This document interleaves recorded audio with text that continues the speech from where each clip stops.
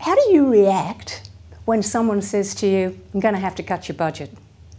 How do you react when somebody says to you, have you got 2 minutes?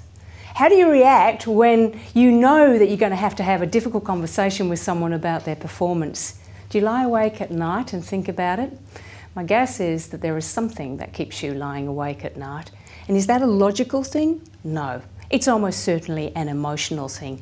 Our emotions sabotage us at work, interfere with our behaviour, interfere with our performance, certainly interfere with our interpersonal relationships with our team. Perhaps you'd like to know where that comes from. I call it the almond effect. Let me get my brain. You've all got one of these. And inside your brain there are, let's say for the purposes of this discussion, 2 areas that I really want to draw your attention to. One area is the top part of the brain, it's the cortex, and at the front, the prefrontal cortex, very new, relatively speaking, part of the brain, logical, thinking, analysis, where it makes sense of everything.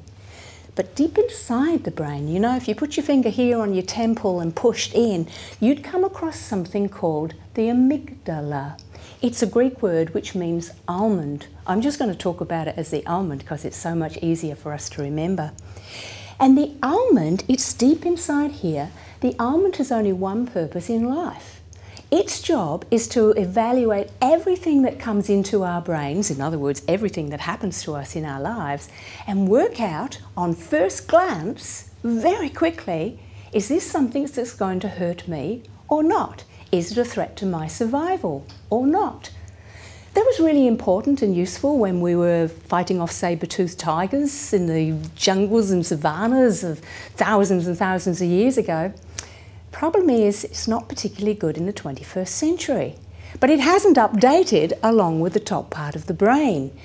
And so what happens is that this amygdala, because it has to react very, very quickly, works on patterns that are already laid down in our brain, especially the ones that are associated with fear.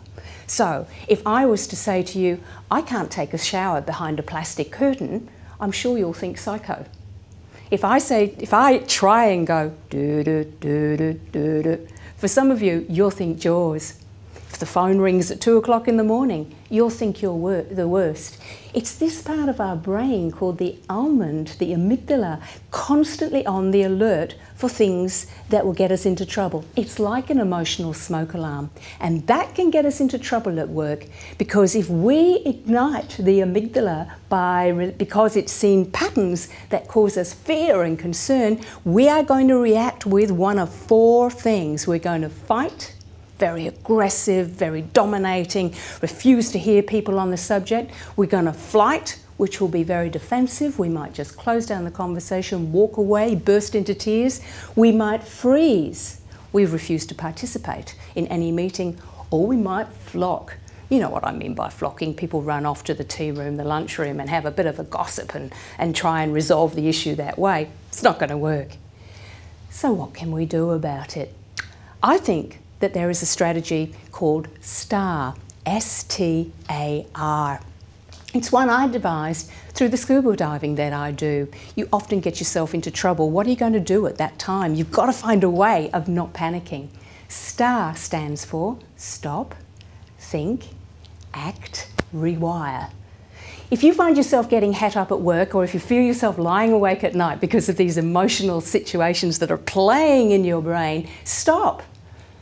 Think about what's going on, but stop first and catch that emotion. What is the emotion? Name it. Because the neuroscientists tell us that if we name the emotion, we put the amygdala back on hold, the emotional smoke alarm stops ringing.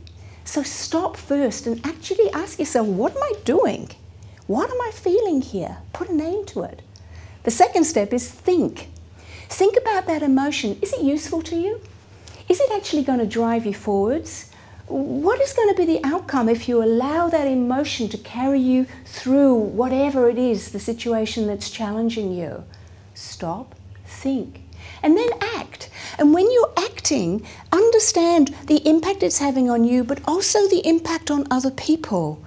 Understand that if you allow your emotion to dominate the logic of the situation, you don't allow this part of your brain to come into play, what's going to be the long-term consequences of that?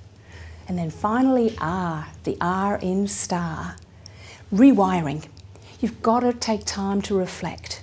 Talk it over with somebody that you can trust. Write a journal. Don't mind what you do, but reflect so that you can rewire, change the amygdala's neural pathways so that that particular event you can keep under control and those triggers don't set off that fight, flight, flock response, which I call the almond effect.